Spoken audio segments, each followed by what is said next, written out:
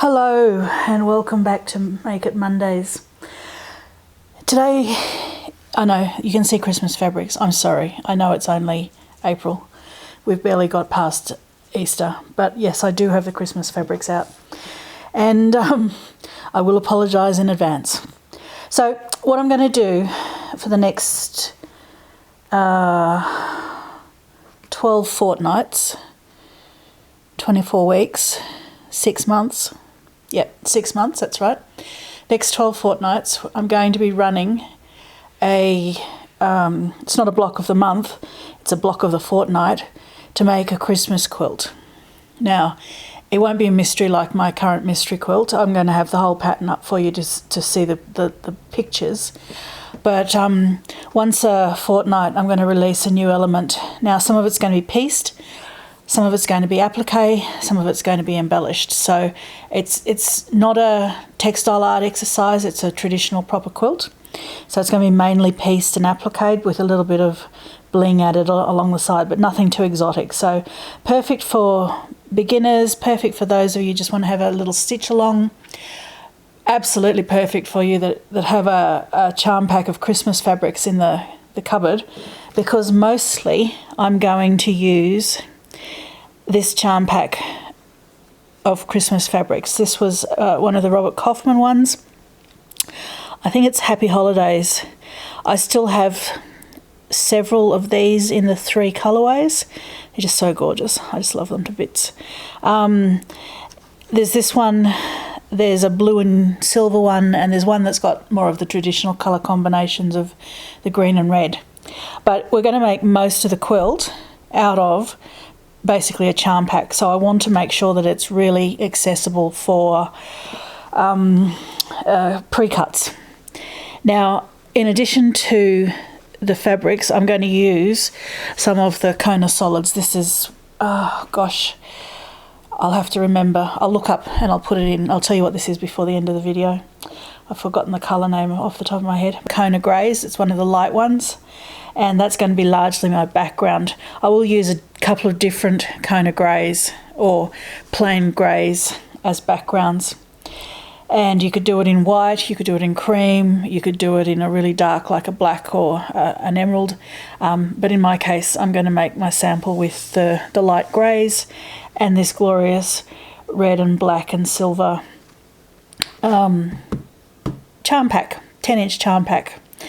Now, for all of those of you who are going to message me and tell me it's called a layer cake, it is not. It is only a layer cake if it's Moda. Moda has trademarked that name. So this is a 10-inch charm pack because it came from Robert Kaufman. Alrighty, so I'm not going to do all of these live. You do have to register. It's not a free block of the month, but it's very cheap. It's only $5. So pay your $5, you'll get access to the 24 or the 12 fortnights, and you'll get some other bonuses as well by joining. But this is the only one I'm going to demo for free here, and I'm not providing the pattern per se. All right, so what I want to do is I'm just going to demonstrate one block, though out of this combination I'm actually going to make 12 of this block.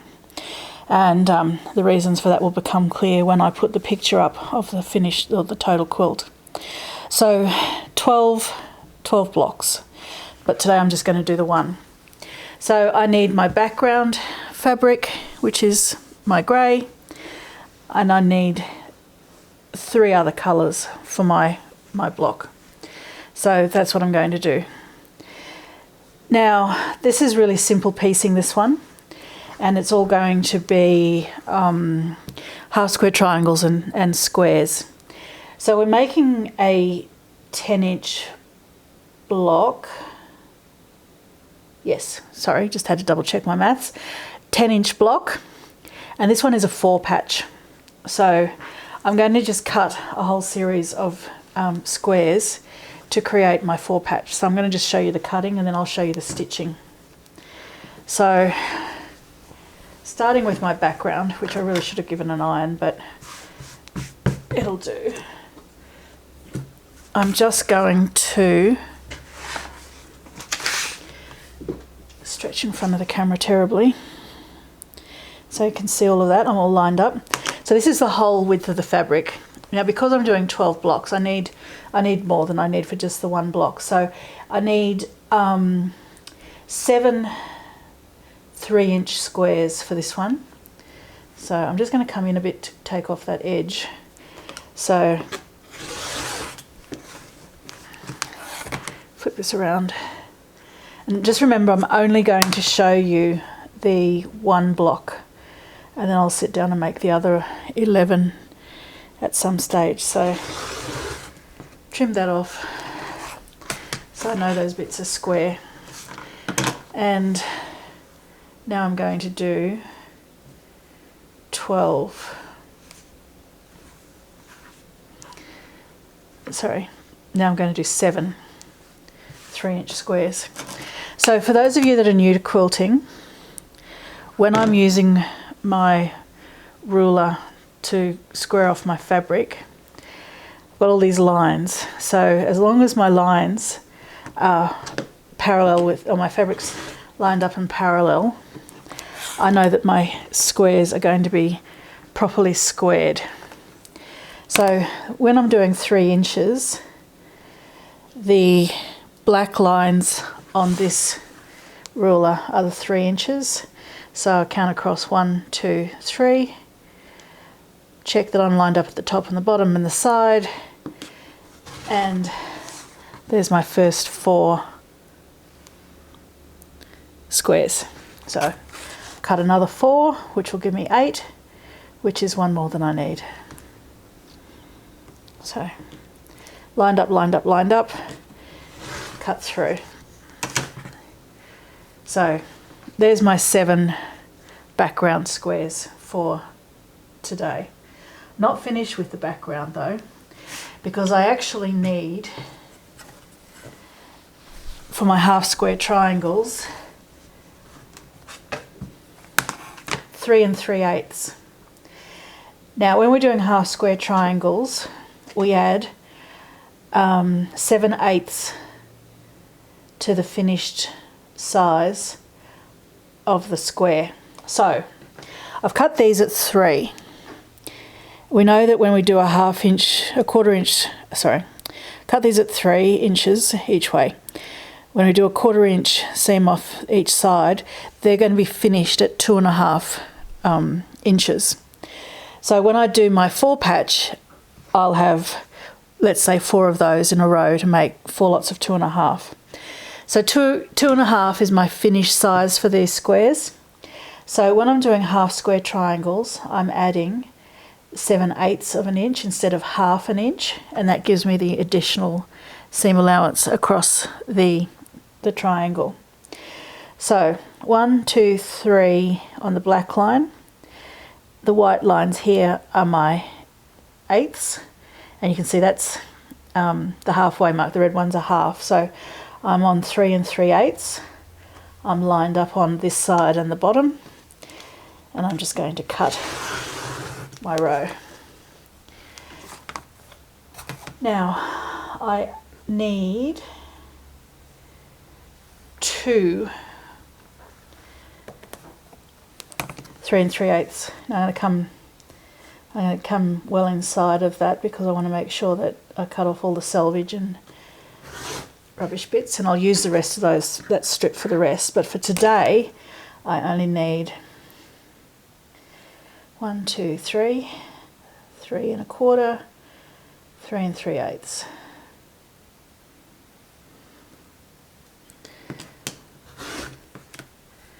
Okay, I'll pop that aside. Right, so out of my black fabric, I need some 3 3/8, and I need 1 3-inch. So easy done. Cut a 3-inch strip out of my 10-inch charm. I'll have leftover bits for something else in the future, so save all your scraps, and cut that at 3 inches. Oh, that's right, just messy lined up. So that's my 3-inch pile. So now I need I'm going to need 2 3 3/8. So 1, 2, 3 and 3/8, and I need 2, so I'm just going to fold that into half perfectly and cut my 3 3/8. So 3 3/8. Again, I've got a little bit spare. It's almost exactly 3 3/8, so I'll trim that down a little bit when I do the bulk, the remainder of the squares. So those two can sit over there with my 3/8. Okay, so out of the silver, I need 2 3 3/8. I've already used some of this in some of the other blocks, which I'll show you as we go. So 3 3/8, so just inside 3.5. 1, 2, 3. Keep moving too far over this side, don't I? That's 3.5, back a smidgen to 3 3/8. 3 3/8. And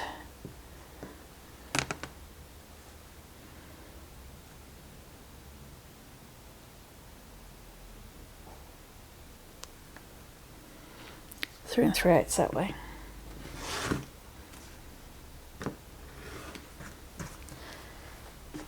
Okay, so I put those 2 there, and then I need the same with my red.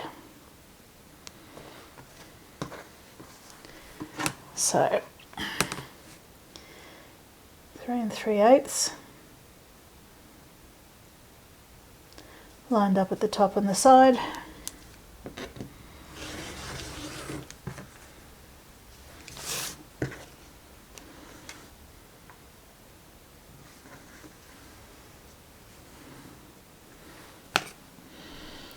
And 3 3/8 this way. 2, 3, 3/8.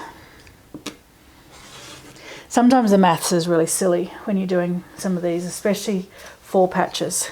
9 patches tend to be a little bit more sensible in the maths. Okay, so that's my feature fabric, that's my backgrounds. And now what I need to do is I need to mark, because I'm going to make these half square triangles, so I need to mark on the back so I can do my stitching. So I'll start with the 2 background ones. There's only 2 of those.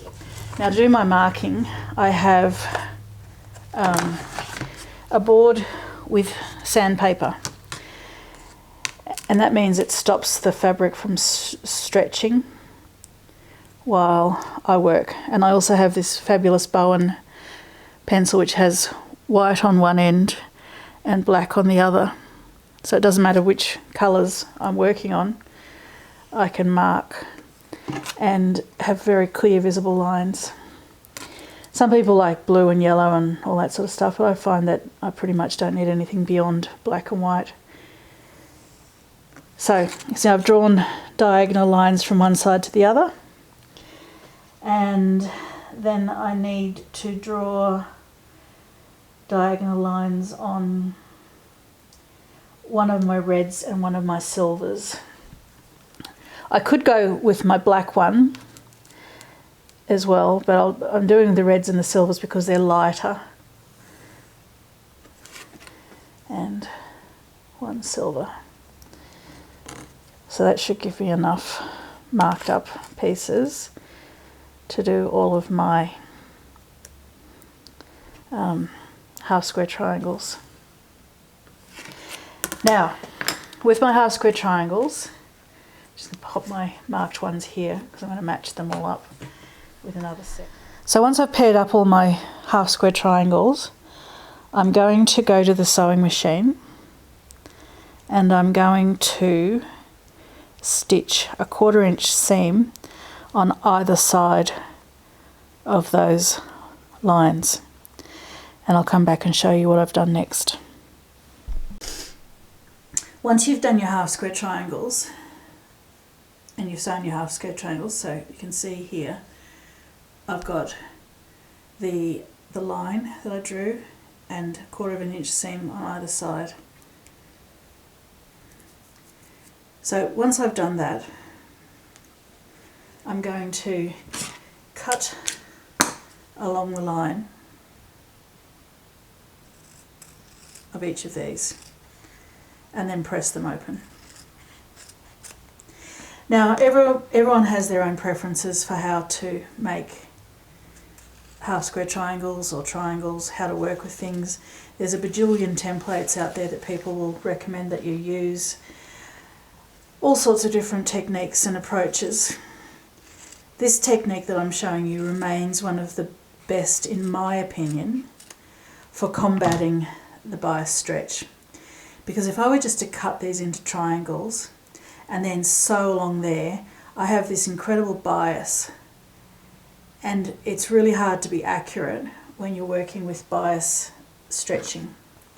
So this to me remains the most effective, efficient, fast and reliable technique for making the triangles. And then once I've pressed them open, you can see I'm going to have these gorgeous half square triangles that I can then sew into my block. Now I know, because I'm only doing one block out of 12, I know I'm going to have to do another set, but I'm just going to iron these and I'll come back with all of the finished bits and I'll show you the layout of the block. Now I told you the wrong number of squares that we needed to cut, so I'm going to put up a little graphic with the numbers for one block. That's the problem with me trying to do 12 blocks at the same time, but in my head only one. Alright, so here's the actual numbers.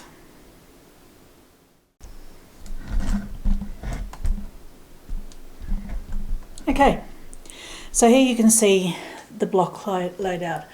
There's 16 squares in this block. It's a 4 patch, so 4 rows of 4. Now I'm going to sew them all together into pairs, and then I'll sew the pairs into rows and then the 4 rows together to form the block. Okay, so I'm not going to show you me sitting at the sewing machine, but I will show you this as we go. Rightio, so here's our finished block. Looks pretty cool, doesn't it? Like a vase if it was on point, but we're going to actually have them squared up in that shape. So the points the half square triangles have effectively created a floral element. So if you're interested in having a play and coming and joining this fortnightly block of the fortnight block of the month, go to the website textiletransitions.com.au, and it's under the 2021 blocks of the month, and just join. As I said, it's not a free one, but it's only $5 to join, and you'll get 12 different patterns, and you'll make a quilt, and you'll also have 12 different ideas on how to use the blocks in a second different way. And if you've got any questions, just drop me a comment. So $5 for 12 blocks, 12 different techniques. Join on the website, and we will be starting this in about 4 weeks. Okay, bye.